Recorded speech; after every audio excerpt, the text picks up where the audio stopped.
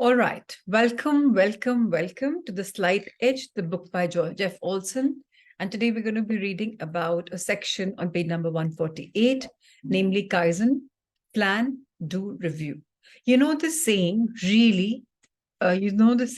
ready, aim. And what comes next? Fire, right? That's the way it's usually put. But there's a better way. Ready, fire, aim.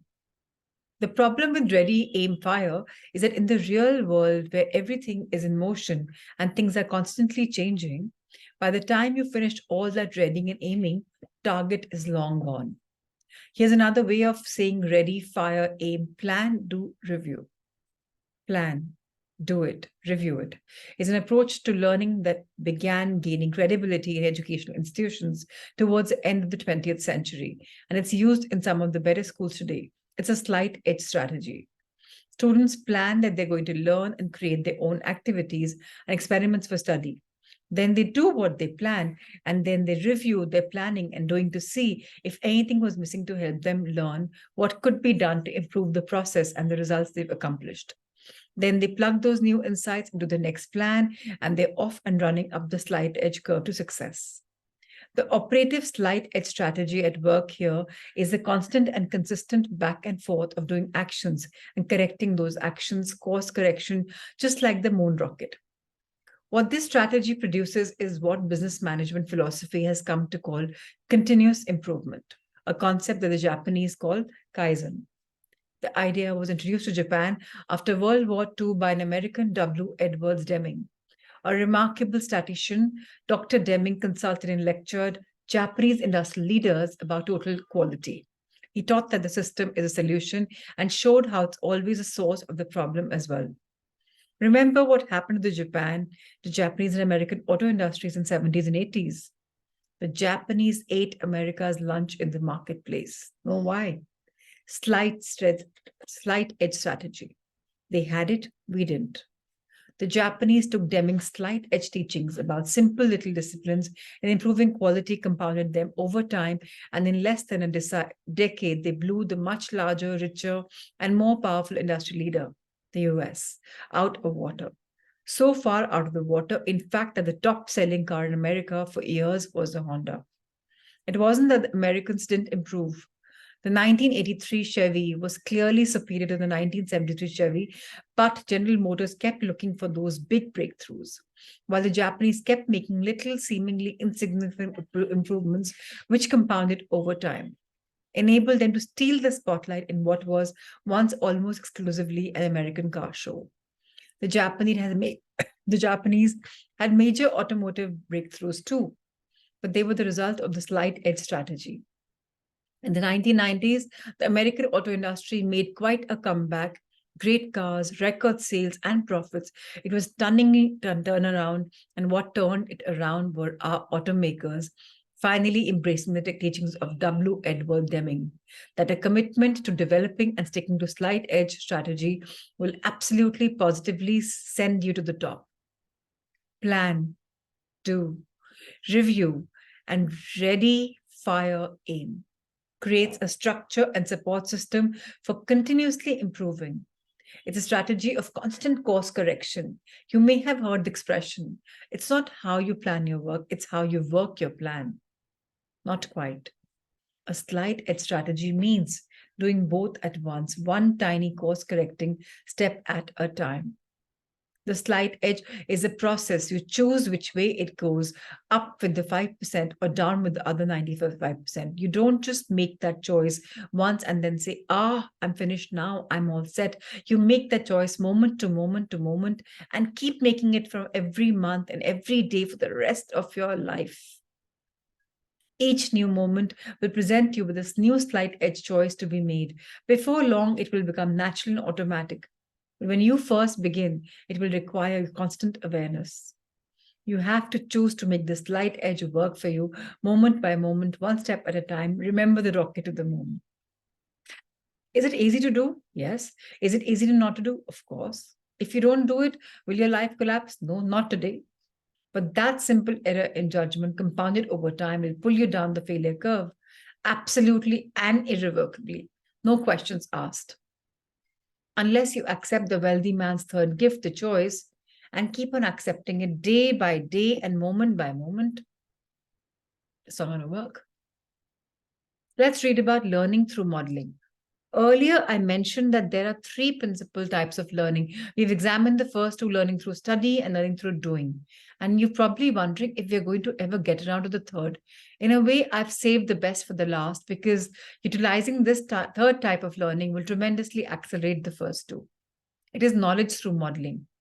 Throughout human history and long before there were such things as books, universities, or continuing education programs, there has been one tried and true path for learning a skill, craft, art, trade, or profession.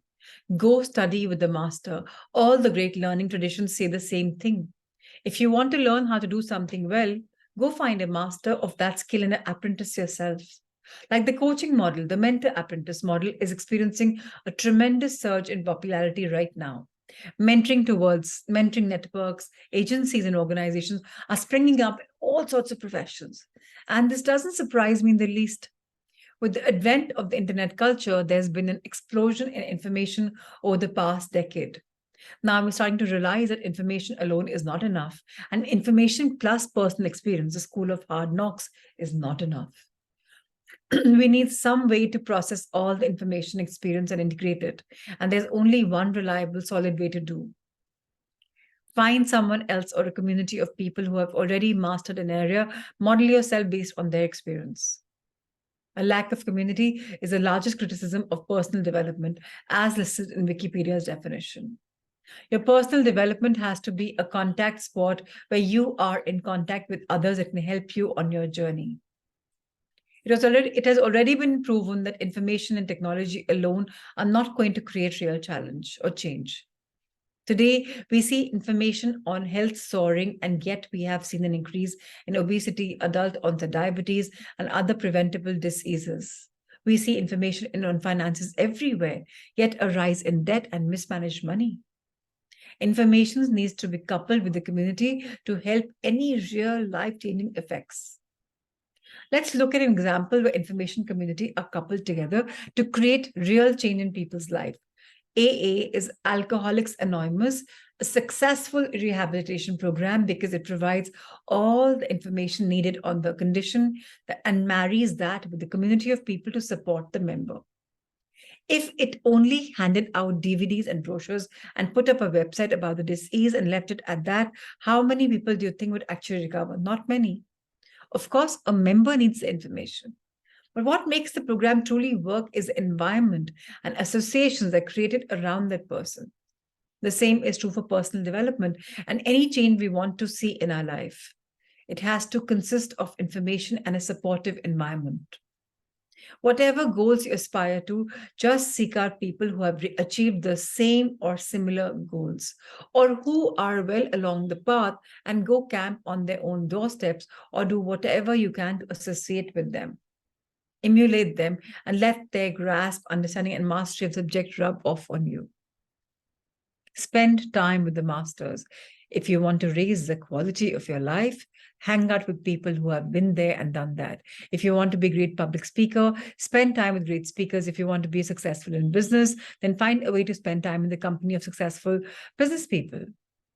If it's important to you to be a terrific parent, the best thing you can do to further that aim is to spend lots of time with men and women who have mastered parenting. You can define a society by the heroes it keeps. You can also define a person by the heroes he or she keeps. Who are your heroes? Who are you modeling yourself after?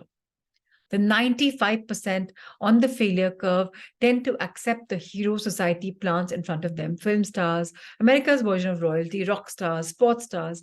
I can certainly admire these folks, but I ask myself, can I emulate them? Practically speaking, can I convert my admiration into constructive modeling that increases my learning and moves my own life forward?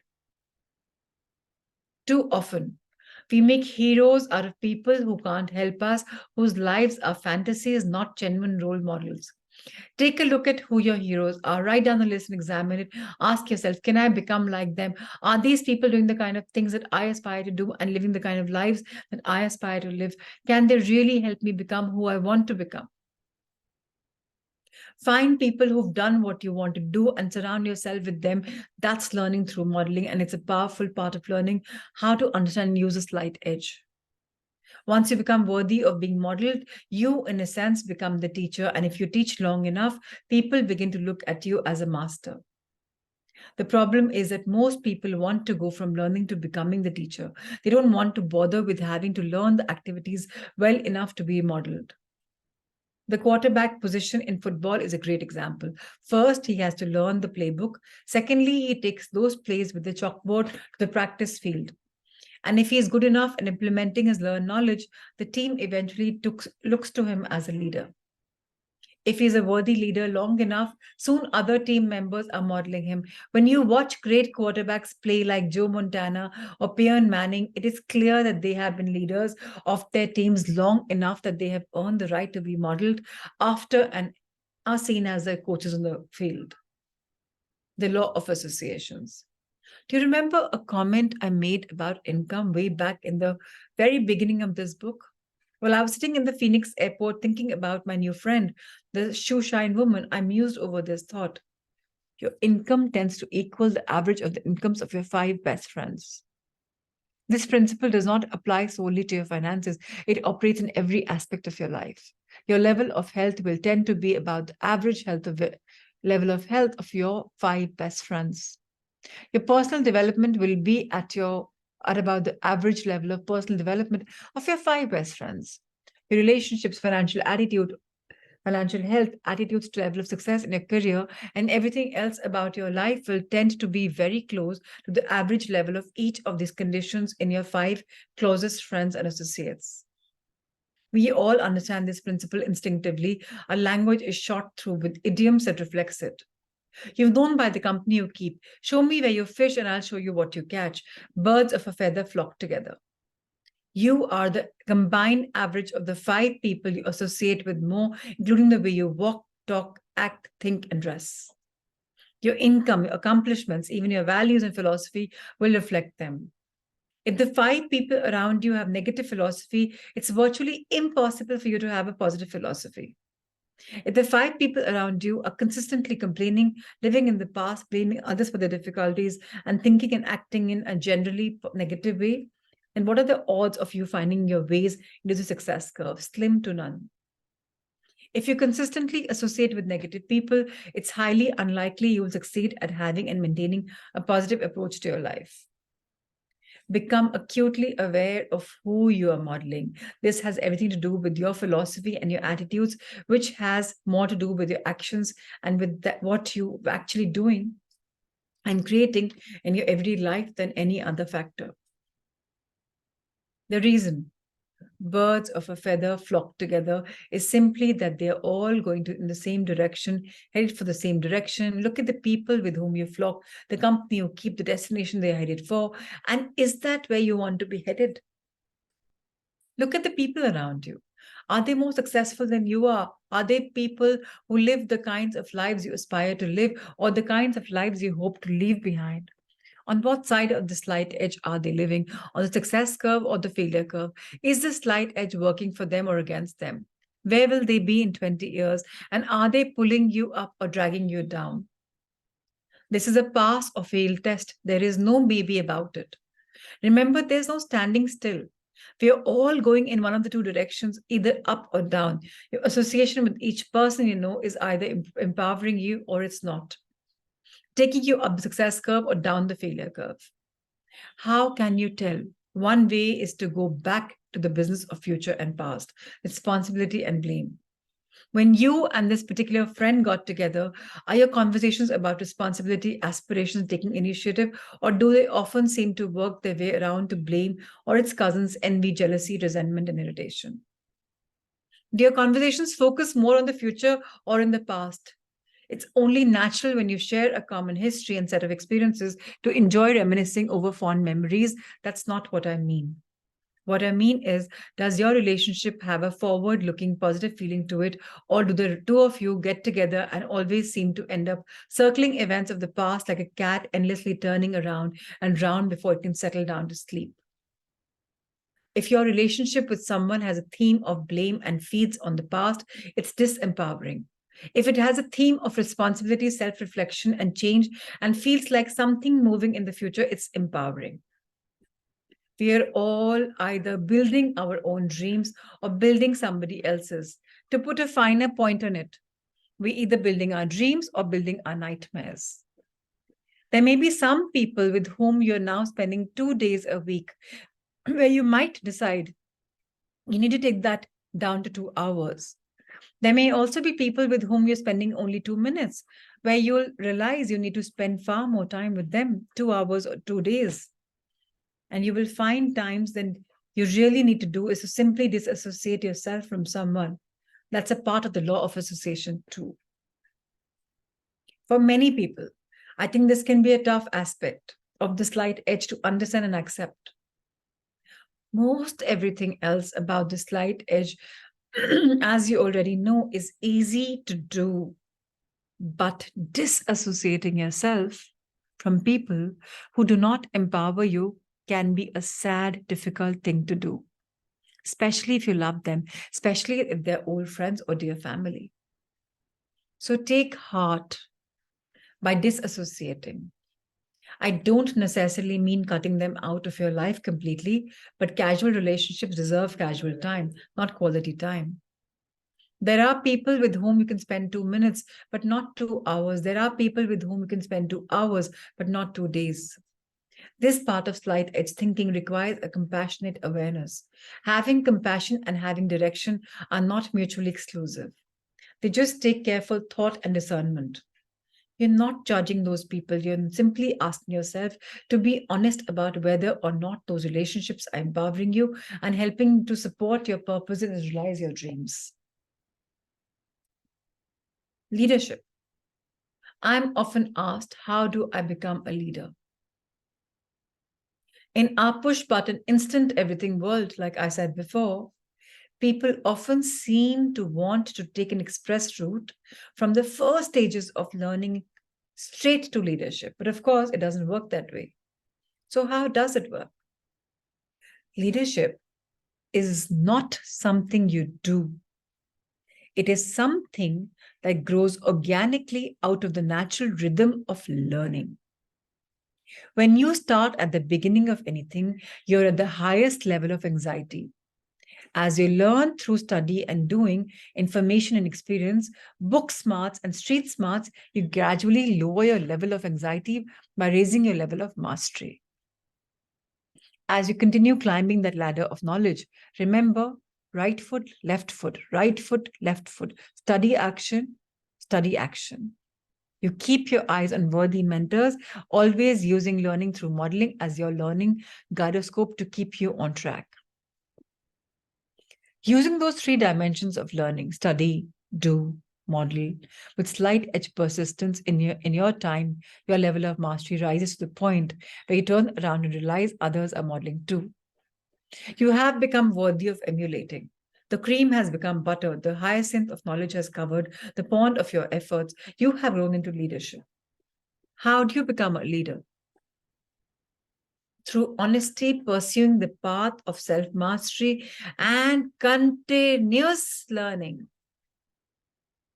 Very, very important to understand. Now, let's talk about our mastermind. Of all the books I have ever encountered in my pursuit of excellence, as well as all the how-tos of success, Napoleon Hill masterpiece, Think and Grow Rich, which I have mentioned several times already, is one of the most influential. When you ask successful people what factors most contributed to their success, that is a book they will most commonly cite. During the 20 years it took Napoleon Hill to write Think and Grow Rich, he interviewed more than 500 of the richest and most successful people and women in the world, men and women in the world, and then painstakingly analyzed what he learned and spelled it out in the form of 13 success secrets. Many of those secrets have been woven throughout the slight edge principles, including having faith and a burning desire. We also already mentioned the mastermind groups in chapter 6 in order to inoculate yourself from the negativity akakakus. Here are a few more reasons. Hill decided it was so important to create a mastermind group. No. Two minds overcome together without thereby creating a third. Invisible, intangible force which may be likened to a third mind, wrote Hill. A group of like-minded, achievement-oriented individuals, explained, could come together to create an association far greater than the sum of its parts, thus dramatically leveraging each other's success. As to examples from startlingly different sides of the spectrum of human endeavor, he cites Henry Ford and Mahatma Gandhi as masters of the mastermind principle, which he defines as the coordination of knowledge and effort of two or more people who work towards a definite purpose in the spirit of harmony. Applying Hill's principle is simple. Surround yourself with people of like mind and different talents and temperaments with the purpose of serving the goals of every member of the group. Associate with these people on a regular basis. Remember that you're always dealing with gravity, 1 against 19, all the time. The 95% people will always tend to be cynical, skeptical, and negative, even when motivated by the best of intentions. They will attack you and bring you down. Apply the law of association. Create your own mastermind, a group of those who have chosen to live amongst the 5%, and let them support you. Let them be the lift beneath the wings of your dream. So beautiful, right? This line is. Key points of chapter number 10. The greatest gift we could all give ourselves is also the wisest business investment we have ever made. What is this mysterious gift? It is your own personal development. Invest in your own improvement, your own personal growth and betterment. Investing in personal growth. John Lehman of Lexington says, the slight edge has been especially helpful in the area of personal development. I've always been around people who felt that it was a waste of time to sit and read books. Now I take the time every day to read at least 10 pages, and in the past year, I've at least read 15 books. The wealth of knowledge and ideas I've gained is priceless. I've always believed that having a great philosophy is the foundation for success, although I was never an avid reader of books, primarily due to not realizing the proper skills of time management. It did not enter my mind to just read 10 pages per day. I'm now reading 5 books and feel like I'm moving in a direction that I never dreamt possible. Ron Forrester writes, we have always believed personal development is an inner journey and you will not get there overnight. And that is one of the most important principles Jeff teaches in the Slight Edge. I learned the practical concept of how do you eat an elephant? One bite at a time, of course. That is what Jeff Olson taught me through his philosophy as I read this Slight Edge. No one changes overnight. And you're not going to be absorbing the full material of a good book overnight. By reading 10 pages of a good book every day, a concept of patience was reinforced, a concept of self-worth was reinforced, a concept of commitment was reinforced. By simply applying these principles, we are better people. James Fortner from New Haven writes, I was introduced to Slight Edge philosophy when I was 19. Before that time, I never really saw myself doing much with life. I couldn't hold conversations with strangers, and I truly wasn't interested in people. I was a troublemaker, but I was willing to settle for mediocre. I was an average student in high school and dropped out of college my first year. After reading the book, I wanted more. I started diving into other great books, reading 10 pages a day, and I just started transforming. I want to be successful. I want to talk to other people about success. At every job I held, I shot straight up to the management, ahead of people who had worked at the establishment for years. Even more importantly, successful people began being attracted to my attitude and my energy. I'll never forget the day at the gym when the highly successful real estate developer approached me. He said he had a great location for a new business. He said if I was interested, he would finance the entire project in the beginning and help me get the new company running until I could repay him through the cash flow of the business. The opportunity literally fell in my lap. and I jumped on it. To this day, the business is up and running successfully. We have conquered our first year of business, and in a couple of years, I will begin the expansion of my company. I'm 22 years old, and it wasn't the slight edge principles and investing in myself, but reading 10 pages a day of a good book. I won't be the man I am today. The time is 1:10. Okay, so let's read chapter number 11. Okay, let's start it now. That'll be wonderful. In fact, today is 11/11, so I think, and today is also about manifestation. So I think it's a clue for us to make the session a bit longer, and maybe conclude in the second half of the day. We'll figure it out. So Johann Wolfgang van Geeth Faust says, whatever you can do or dream you can, begin it. Boldness has genius, power, and magic in it. There are entire books written about how to set, pursue, and achieve your goals. And some of them are actually pretty good. You may or may not need an entire book. That's up to you. I like to keep things as simple as possible because simple is usually far more effective. The most importantly, simple is what works best with a slight edge. Remember, easy to do, and you won't stray far from having your hands on the slight edge. While everyone has a somewhat different approach to goal setting, there are 4 simple and fundamental steps you need to take for your dreams to turn into reality. Everyone who has ever created success, whether consciously or not, whether using the specific language or not, has gone through these 4 steps. There are 4 universal truths of reaching for a big dream. For a goal to come true, you must write it down, make it specific, and give it a deadline. You must have a plan to start with. You must understand and pay the price. You must look at it every day. Step 1. Write it down.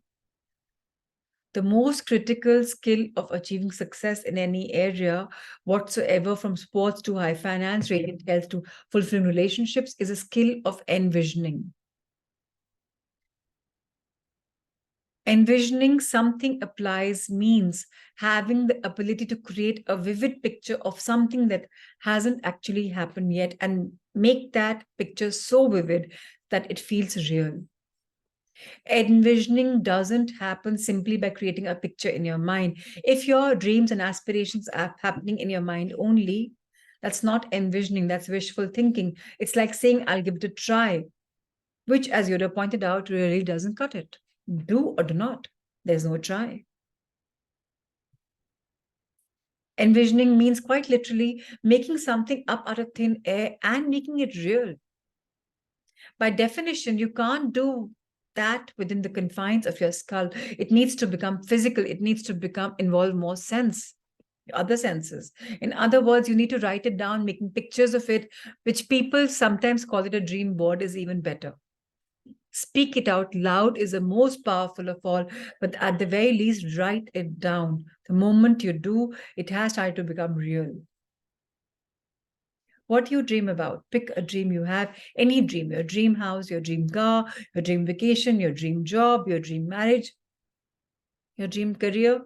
Pick a dream that you really love to have come true. Write it on the first line below, then pick another and another until you have 5 dreams. If you're hesitating, know this.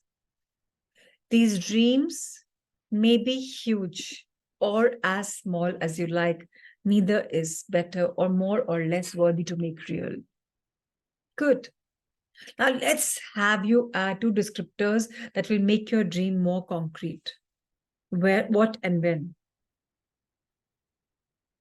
First, go back to each dream and add whatever wording you need to make each dream absolutely specific.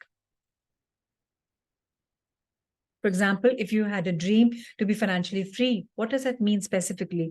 How much money do you need in the bank or investments or coming in an annual income to achieve what you call financial freedom? If there are any other conditions that need to be met, such as being completely debt-free, add those in too. What if one of your dreams is radiant health?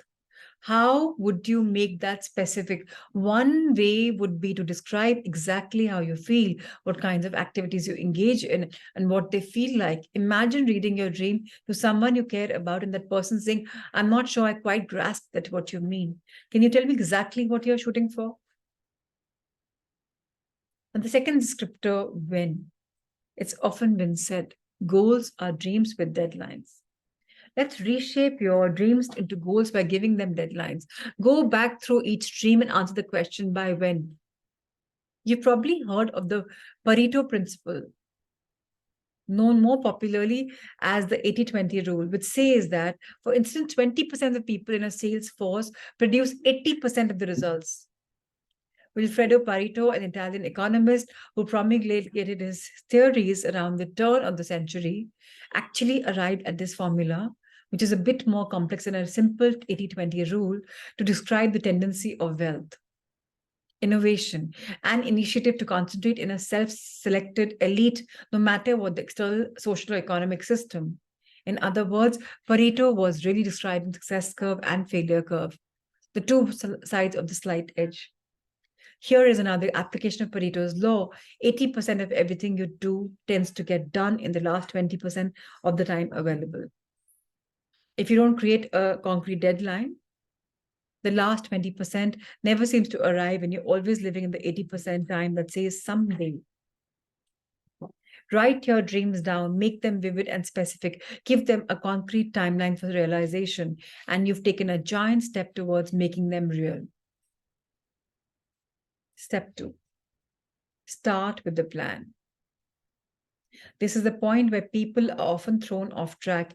It's easy to assume that you need to put together the plan that will get you there. In other words, the right plan, the plan that will work. No, the point is not to come up with the brilliant blueprint that will take you all the way to the finish line. The point is simply to come up with a plan that will get you out of the starting gate.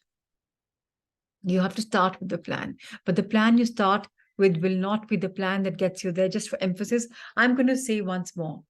You have to start with the plan. The plan you start with will not be the plan that gets you there. What? What makes no sense at all? If this plan isn't going to get me to my goal, why bother designing it? What's the point? Aren't I just fooling myself with a pointless plan? Not at all. You need a plan to start with, the same way you need a penny to start with before anything can double.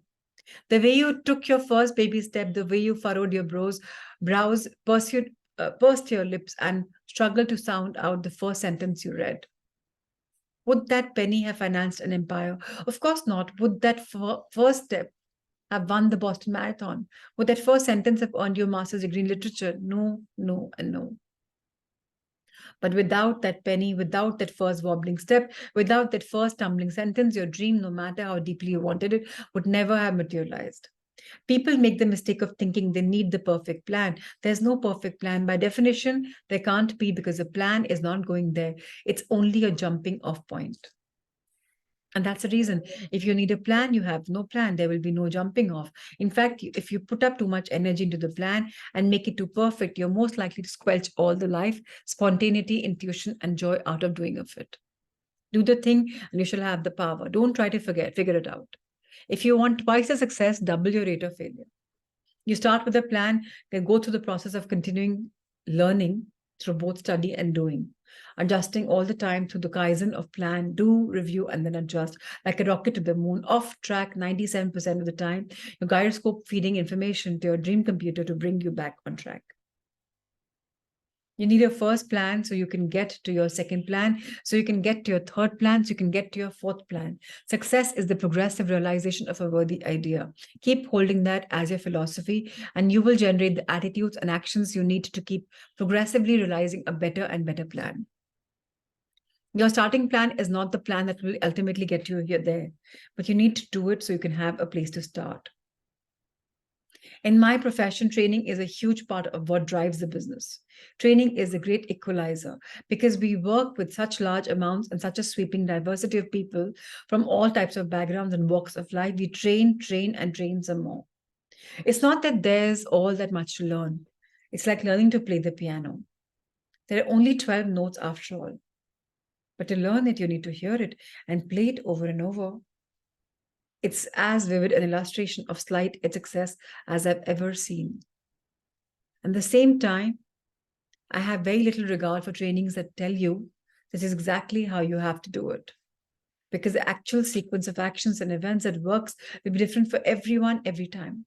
You can train people in the concepts and how to think and what kinds of actions have worked, but you can't blueprint the specific sequence, because circumstances are always different. This is why you need to have a plan to start with. But you can't start with the plan that will get you there. You have to start with the philosophy that will take you. With the right philosophy, you'll find the plan. All right, let's conclude for this morning, and maybe we'll rejoin again in a few hours or tomorrow and take this session up a little more. Thank you. Thank you for joining. Let's really make our dreams come true by turning our dreams into reality. And so it is. Thank you. Thank you. Thank you.